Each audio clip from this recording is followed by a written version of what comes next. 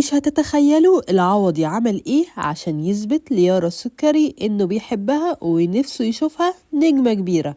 اللي عمله فاجئ الكل وفاجئ يارا نفسها كمان. خلينا نقول لكم في البداية ان يارا السكري متصدرة الترند ومشاهدها قلب الدنيا في مسلسل علي كلاي. مش بس كده، ده في اخبار كتير جدا بتأكد ان في قصة حب قوية وحقيقية بتجمعها بالعوضي وانه عايز يتجوزها. الأغرب بقى هو تصريح العوضي امبارح، وده لما قال هقول بعد رمضان هنتجوز ولا لأ، وإنه مش عايز يتكلم في الموضوع ده دلوقتي. لكن العوضي عمل حركة خلت الكل يتأكد إنه بيحبها جدا.